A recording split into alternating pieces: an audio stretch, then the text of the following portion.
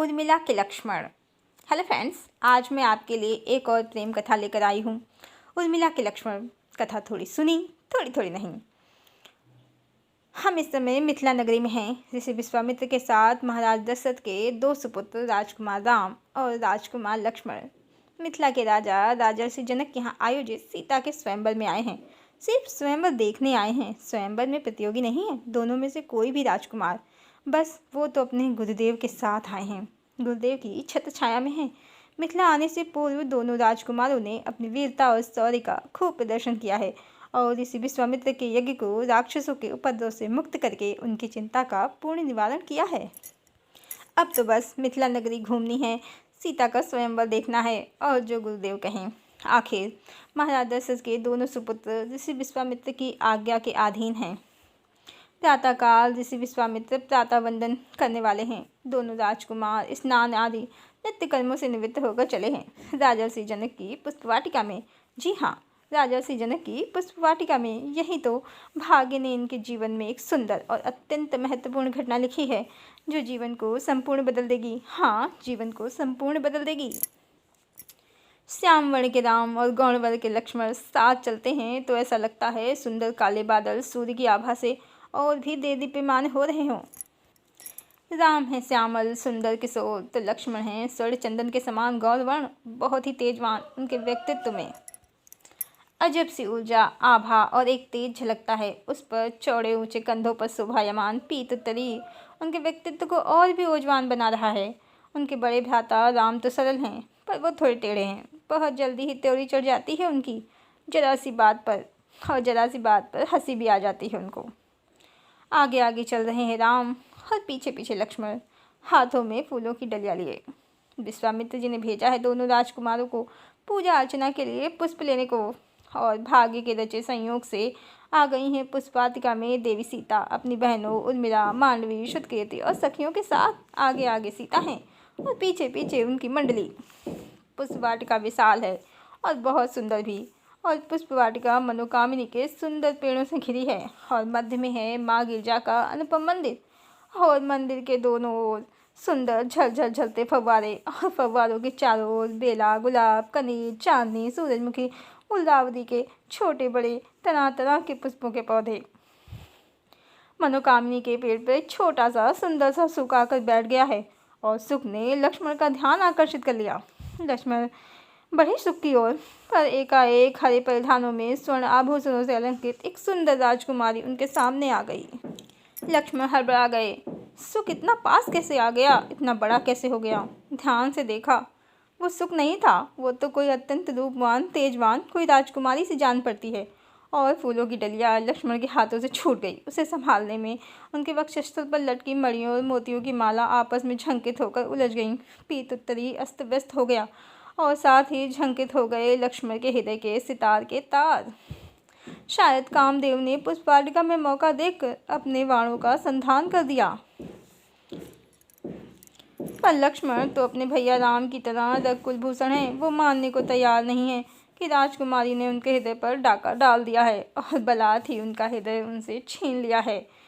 उन्होंने डलिया उठाई, पर उनकी दशा पर राजकुमारी को हंसी आ गई। बोली, राजकुमार, सुना है आप और आपके भैया ऋषि विश्वामित्र के साथ मिथिला आए हैं। सुना है बड़े वीर पुरुष हैं आप दोनों भ्राता, पर ऐसा लगता है आपके भ्राता के कारण आपको झूठी प्रशंसा मिल गई है। आखिर ताड़का और सुबाहु को भस्म तो उन्होंने ही किया है, आपसे तो एक डलिया भी संभाली नहीं जा रही। ऊपर से पुष्प तो दूसरी तरफ है, इधर तो माता का मंदिर है। अपना लक्ष्य भी नहीं पता आपको। आज लक्ष्मण को क्रोध नहीं आ रहा है, पर वो समझ नहीं पा रहे। राजकुमारी की सुंदरता पर या वाक्पटुता पर वो मोहित हो रहे हैं। ये राजकुमारी कोई और नहीं उर्मिला ही हैं और उर्मिला को लक्ष्मण ठगे ठगे से देखे जा रहे हैं। स्थिति को समझकर लक्ष्मण ने स्वयं को संभाला और बोले, देवी, मुझे अपने लक्ष्य का पता है। आप ही अचानक से मेरे मार्ग में आ गई हैं। मैं तो वो सुख, ओह, वो तो उड़ गया कहकर उर्मिला जोर से हंसी तो लक्ष्मण को उनकी ढिठाई पर जोश आया और बोले, देखो देवी, दूसरों को क्या कहना, आप भी अपना लक्ष्य भूलकर हमसे उलझ रही हैं।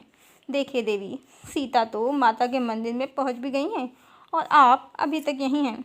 और उर्मिला को अपना उद्देश्य याद आ गया। वो भागी अपनी दीदी के पीछे और पलट कर लक्ष्मण को देखा जो अभी भी उनको ही देखे जा रहे थे। इस बार उर्मिला हंसी, थोड़ी टेढ़ी सी हंसी, जो लक्ष्मण को उनकी दशा का आभास करा गई। क्या उर्मिला उनके हृदय में समा गई थी? उर्मिला जब पहुंची माता के मंदिर तो सीता ने उनसे विलंब का कारण पूछा।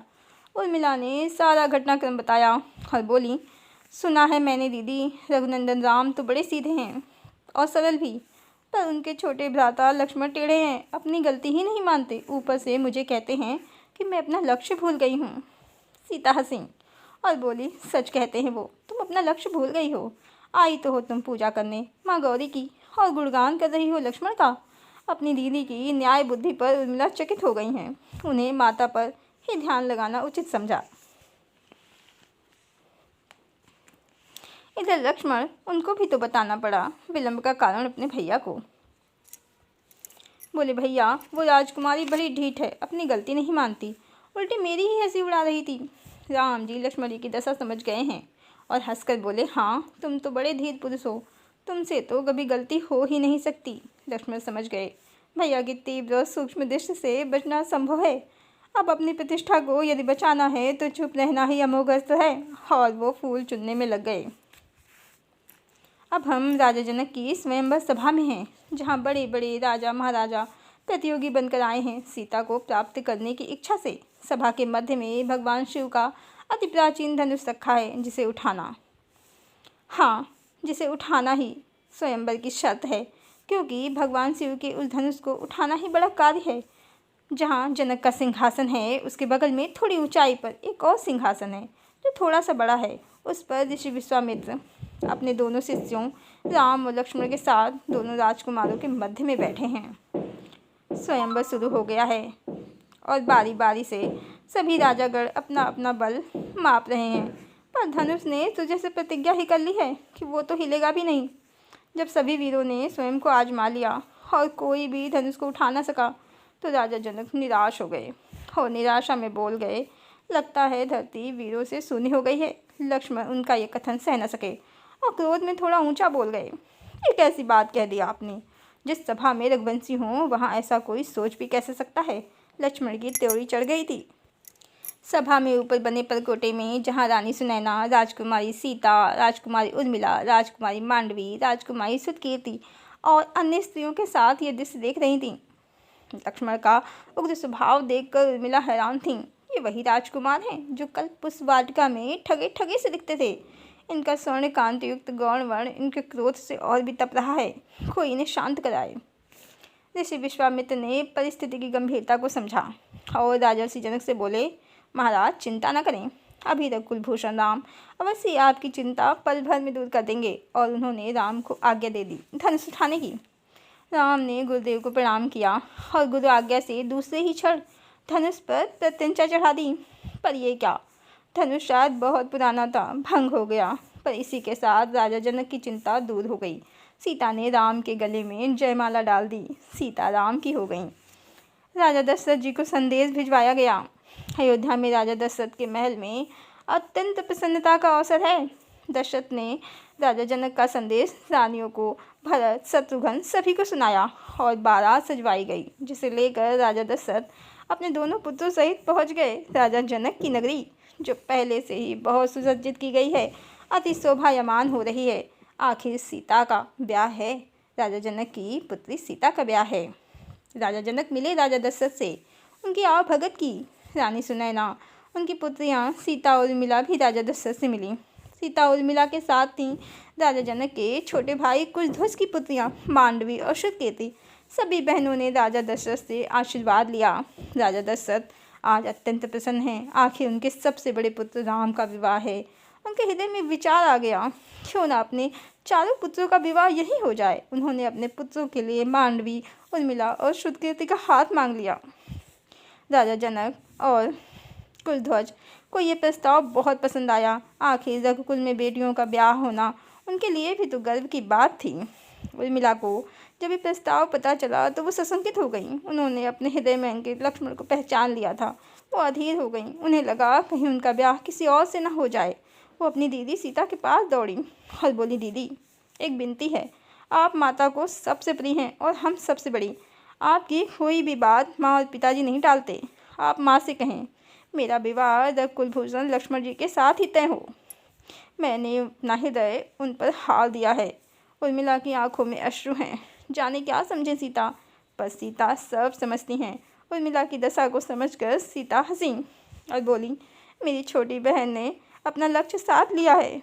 मेरे रहते तुम्हें चिंतित होने की आवश्यकता नहीं। ये मेरा वचन है। लक्ष्मण सिर्फ उर्मिला के होंगे, उर्मिला के लक्ष्मण। और शुभ मुहूर्त में सभी विधि विधानों से चारों भाइयों का ब्याह हो गया। सीताराम की अर्धांगिनी बनी, मांडवी भरत की, उर्मिला लक्ष्मण की और श्रुतकीर्ति शत्रुघ्न की। अब हम अयोध्या नगरी में हैं। राजकुमारों के विवाह को हुए पूरे 12 वर्ष हो गए हैं। अयोध्या हर तरफ कुशल मंगल से है। चारों दिशाओं से सुखों की वर्षा हो रही है। राजा दशरथ स्वयं को धरती लोक का सबसे सुखी प्राणी मान रहे हैं। उनके मन में आज एक विचार आया है जिसे वो सत्य में परिणित करना चाहते हैं, राम के राज्य अभिषेक का। उन्होंने अपने कुलगुरु महर्षि वशिष्ठ से परामर्श किया। वशिष्ठ बोले, राजन, शुभ कार्य में देरी नहीं करनी चाहिए। वशिष्ठ त्रिकालदर्शी हैं। वो जानते हैं भविष्य के गर्भ में क्या छुपा है, पर दशरथ से कहते नहीं हैं, क्योंकि वो जानते हैं ईश्वर की लीला को कोई रोक नहीं सकता।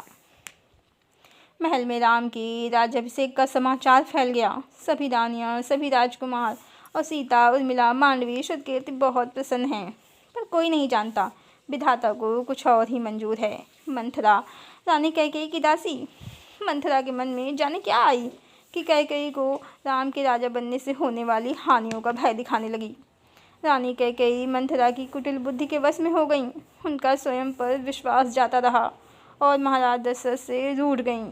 दशरथ मनाते हैं, वो मानती नहीं हैं।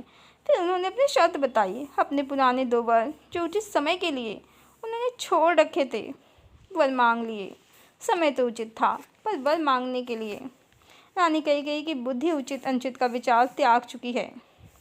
अपना हित, परम हित किसमें है, ये देख रही हैं रानी कैकेयी, पर रानी जानती नहीं है जिसे वो अपना परम हित समझ रही हैं, भविष्य में वो उनके दुर्भाग्य और उन पर कलंक का कारण बन जाएगा। पर विधाता के आगे किसकी चलती है। सो रानी ने अपने 2 वर मांग लिए, भरत को राज सिंहासन और राम को 14 वर्षों का वनवास। राजा ये क्या सुन रहे थे, उन्हें अपने कानों पर विश्वास नहीं। उन्हें काटो तो खून नहीं, पर अब हो क्या सकता था। रघुकुल रीत सदा चली आई, प्राण जाई पर वचन न जाई। राम अपनी पत्नी सीता के साथ वन को चल दिए। सीता को वनवास नहीं मिला था, पर सीता विरह के भय से काँप गईं। उन्होंने राम को उन्हें साथ ले चलने का करुण आग्रह किया, जिसे वो टाल न सके। अब लक्ष्मण वो सदा राम के ही साथ रहे हैं, सो वो भी परिस्थिति की गंभीरता को समझ कर राम के साथ चल दिए। वो नहीं चाहते उनके भैया अकेले वन के कष्टों को झेलें, उनके कष्टों को कम करना चाहते हैं। और बहुत बार भैया से तरह तरह से आग्रह करने पर उनके भैया राम मान गए उन्हें साथ ले चलने को। अब उर्मिला के लिए अजब सा धर्म संकट हो गया है। वो समझ नहीं पा रही हैं इस परिस्थिति में क्या करें। उन्होंने लक्ष्मण से निवेदन किया वो उन्हें भी साथ ले चलें। वो उनके साथ मिलकर अपनी दीदी और अपने जीजा के कष्टों को हरेंगी। पर लक्ष्मण बोले, देवी परिस्थिति को समझो। यदि तुम भी साथ चल दोगी तो जिस उद्देश्य से मैं जा रहा हूँ वो शायद पूर्ण तो हो जाए, पर उतनी निष्ठा से नहीं जैसे मैं चाहता हूँ। दूसरी तरफ घर में पिताश्री, माताएं और आपकी बहनें, वो कितने अकेले हो जाएंगे। परिवार बिखर सा जाएगा। आपको तो धर्म, अधर्म, नीति, न्याय सबका ज्ञान है। आप तो बुद्धिमती हैं, तो विचार कीजिए और फिर निर्णय लीजिए। उर्मिला सच में बुद्धिमती हैं। वो समझ गईं लक्ष्मण क्या कहना चाहते हैं, पर विरह के भय से उनका हृदय काँप गया। आँखें अश्रुओं से भर गईं। लक्ष्मण उनकी स्थिति देखकर भयभीत हो गए। सो उन्होंने उर्मिला को एक वचन में बांध दिया कि वो रोएंगी नहीं, अश्रु नहीं बहाएंगी, और बोले, देवी मेरी अनुपस्थिति में पिताश्री, माताओं का ध्यान रखना, और हाँ, निश्चित चंद्रमा को देखना। मैं भी देखूंगा, और समझना लक्ष्मण आपसे बातें कर रहे हैं और मुझे सदा साथ ही पाना।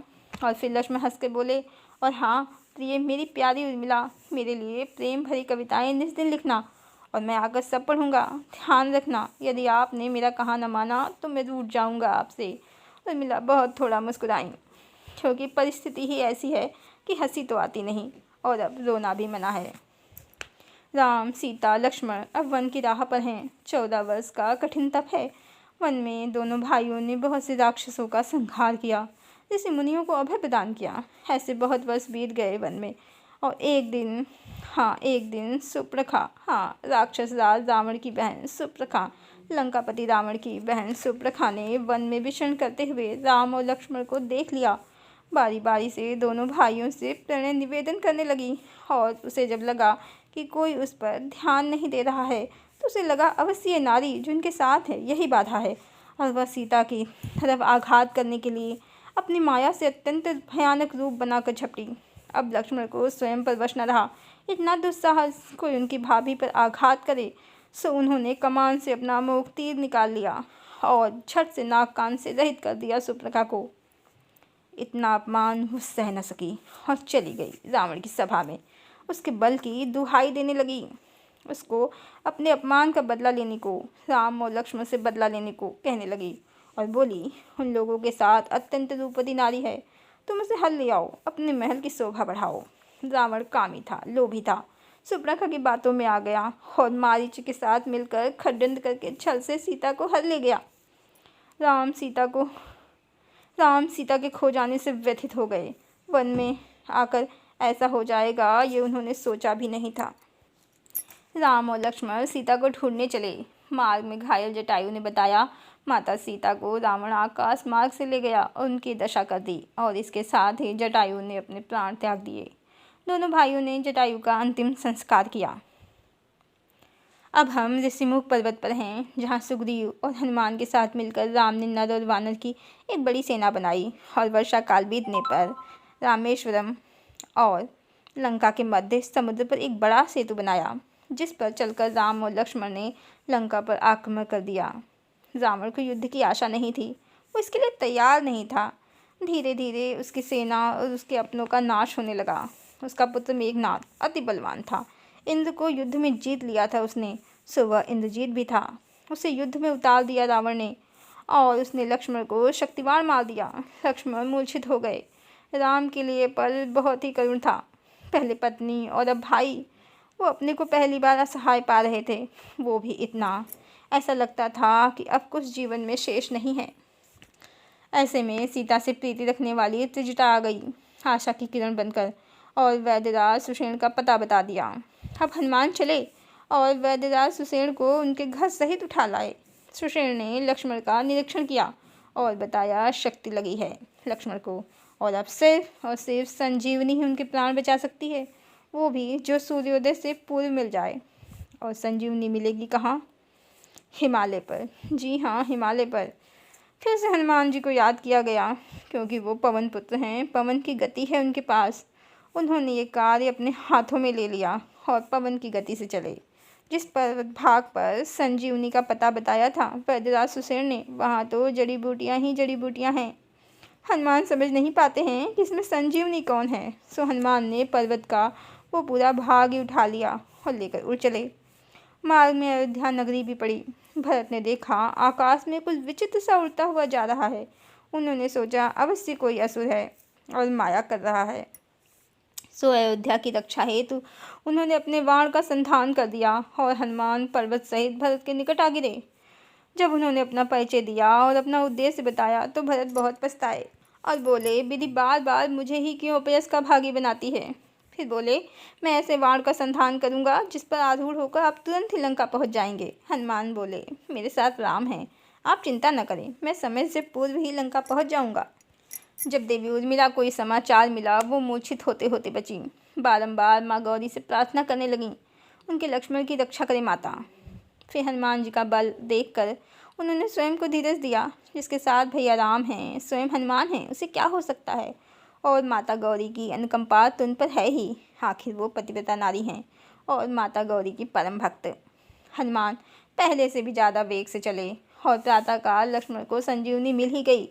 लक्ष्मण की तलवार टूट गई और राम के मुख पर प्रसन्नता आ गई। राम के दल में फिर से उत्साह और प्रसन्नता है और रावण के खेमे में चिंता। फिर युद्ध छिड़ा और इस बार लक्ष्मण ने अपने तेज का परिचय दिया मेघनाद को। युद्ध में उसका संहार कर दिया। रावण की आखिरी आशा भी बुझ गई।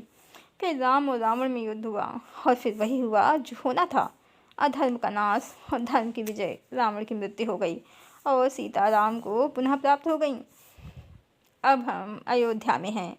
14 वर्ष के कष्ट के, संघर्ष के, परीक्षा के बीत गए हैं। राम, सीता और लक्ष्मण अयोध्या आ गए हैं। आज अयोध्या दीपों से सजी है।